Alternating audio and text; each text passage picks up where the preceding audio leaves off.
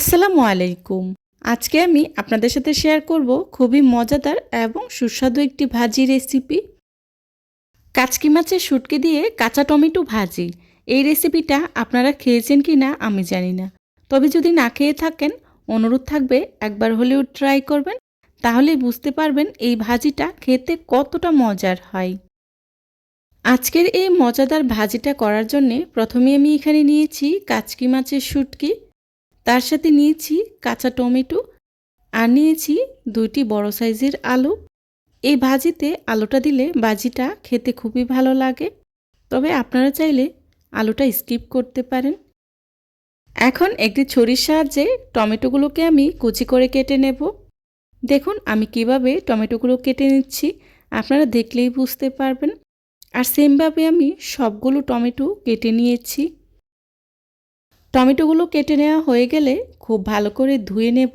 আমি ৩-৪ বার পানি পাল্টে খুব ভালো করেই ধুয়ে নিয়েছি, যাতে করে কাঁচা টমেটোর যে টক ভাবটা থাকে সেটা চলে যায়। এখন সেমভাবে আমি আলুটাকেও কুচি করে নিচ্ছি। আমি ছুরির সাহায্যে কেটে নিচ্ছি, আপনারা চাইলে বটি দিয়েও কেটে নিতে পারেন, আপনাদের যেভাবে সহজ মনে হয়। এভাবে আমি সবগুলো আলু কেটে নিয়েছি। এখন আলুগুলোকে আমি খুব ভালো করে ধুয়ে পরিষ্কার করে নেব। এবার চুলায় একটি প্যান বসিয়ে তার মধ্যে দিয়ে দিচ্ছি কাচকি মাছের শুটকি। এখন শুটকিগুলোকে আমি খুব ভালো করে ভেজে নেব। এই পর্যায়ে চুলার আঁচটা মিডিয়ামে রেখে শুটকিগুলোকে অনবরত নেড়েচেড়ে এভাবে ভেজে নিতে হবে, না হলে শুটকিগুলো পুড়ে যেতে পারে। এভাবে কাচকি মাছের শুটকি দিয়ে কাঁচা টমেটো ভাজি করলে মাছ মাংসের স্বাদকেও হার মানায়, এতটাই মজার হয়। আমি বেশ কিছুটা সময় নিয়ে শুটকিগুলোকে খুব ভালো করে ভেজে নিয়েছি। এবার চুলা থেকে নামিয়ে নিচ্ছি। চুলা থেকে নামিয়ে শুটকিগুলোকে আমি খুব ভালো করে ঠান্ডা পানি দিয়ে ধুয়ে নেব। এখন চুলায় অন্য একটি প্যান বসিয়ে তার মধ্যে দিয়ে দিচ্ছি রান্না করার রেগুলার তেল 1/3 কাপ। তেলটা হালকা গরম হয়ে আসলেই দিয়ে দিচ্ছি পেঁয়াজ কুচি 1/2 কাপ, দিয়ে দিচ্ছি রসুন কুচি 2 টেবিল চামচ। এখন পেঁয়াজ রসুনটাকে আমি বেশ কিছুটা সময় নিয়ে খুব ভালো করে ভেজে নেব। বাছতে বাছতে পেঁয়াজ রসুনটা যখন অনেকটাই নরম হয়ে আসবে, তখনই এর মধ্যে দিয়ে দিচ্ছি পানি 1/2 কাপ। পানিটা দিয়ে আমি গুঁড়া মশলা ব্যবহার করব। দিয়ে দিচ্ছি লাল মরিচের গুঁড়া 1 চা চামচ। মরিচের গুঁড়াটা আপনারা আপনাদের টেস্ট অনুযায়ী ব্যবহার করবেন। হলুদের গুঁড়া 1 চা চামচ। আর দিয়ে দিচ্ছি ধনিয়া গুঁড়া 1 চা চামচ। দিয়ে দিচ্ছি লবণ 1 চা চামচ। এখন সবগুলো মশলা একসাথে আমি নেড়ে খুব ভালো করে মিশিয়ে নেব। মেশানো হয়ে গেলে ঢাকনা দিয়ে ঢেকে 2 মিনিটের মতো কষিয়ে নেব। মশলাটা কষানো হয়ে গেলেই দিয়ে দিচ্ছি আগে থেকে কেটে রাখা আলু। এখন আলুটাকে আমি মশলার সাথে খুব ভালো করে নেড়ে মিশিয়ে নেব। তারপর ঢাকনা দিয়ে ঢেকে আলুটাকে আমি খুব ভালো করে সিদ্ধ করে নেব। কাঁচা টমেটো ভাজি করার সময় একটা বিষয় অবশ্যই খেয়াল রাখবেন, আলুটা খুব ভালো করে সিদ্ধ করে তারপর কাঁচা টমেটোটা দিবেন। না হলে টমেটো দিলে টমেটোর টকে আলুটা একদমই সিদ্ধ হতে চায় না। আমার আলুটা সিদ্ধ করে নেওয়া হয়ে গিয়েছে। এখন এর মধ্যে দিয়ে দিচ্ছি আগে থেকে কেটে রাখা কাঁচা টমেটো। টমেটো দিয়ে খুব ভালো করে নেড়ে মিশিয়ে নিচ্ছি। মেশানো হয়ে গেলে ঢাকনা দিয়ে ঢেকে আবারও খুব ভালো করে কষিয়ে নেব।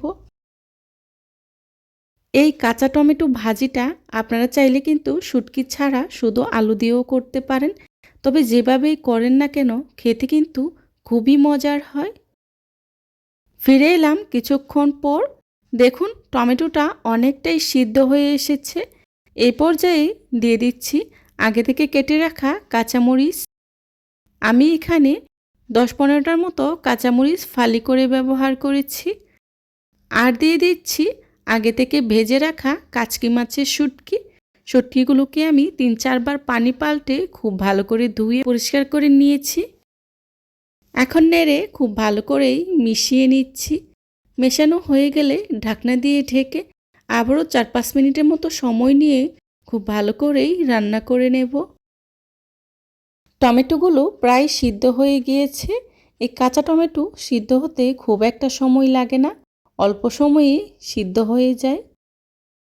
দেখতেই পাচ্ছেন আমার ভাজিটা প্রায় হয়ে গিয়েছে। এই পর্যায়ে দিয়ে দিচ্ছি ফ্রেশ ধনিয়া পাতা কুচি। ধনিয়া পাতা কুচি দিয়ে খুব ভালো করেই নেড়ে মিশিয়ে নেব। মেশানো হয়ে গেলেই চুলা থেকে নামিয়ে নেব। হয়ে গেল আমার মজাদার কাঁচা টমেটো ভাজি। দেখুন ভাজিটা দেখতে কতটা লোভনীয় হয়েছে, আর খেতেও কিন্তু ভীষণ মজার হয়েছিল। চেষ্টা করেছি খুবই সহজভাবে আজকের এই রেসিপিটি আপনাদের সাথে শেয়ার করার জন্যে। আশা করছি আমার আজকের এই রেসিপিটি আপনাদের কাছে খুবই ভালো লাগবে। যদি ভালো লেগে থাকে তাহলে অবশ্যই লাইক, কমেন্ট, শেয়ার করতে ভুলবেন না। আপনাদের একটি লাইক এবং একটি কমেন্টস আমাকে নতুন নতুন কন্টেন্ট তৈরি করতে অনেক উৎসাহিত করে। আমি একটি সার্ভিং ডিশে সার্ভ করে নিয়েছি। যারা এতক্ষণ ধৈর্য সহকারে আমার ভিডিওটি দেখেছেন তাদেরকে জানাই অসংখ্য ধন্যবাদ। এই ধরনের সব ঘরোয়া এবং মজার মজার রেসিপি পেতে আমার চ্যানেলটি ভিজিট করে আসবেন প্লিজ। আমার পরবর্তী রেসিপি দেখার আমন্ত্রণ জানিয়ে আজকের মতো এখানেই বিদায় নিচ্ছি। সবাই ভালো থাকবেন, সুস্থ থাকবেন। আল্লাহ হাফেজ। আসসালামু আলাইকুম।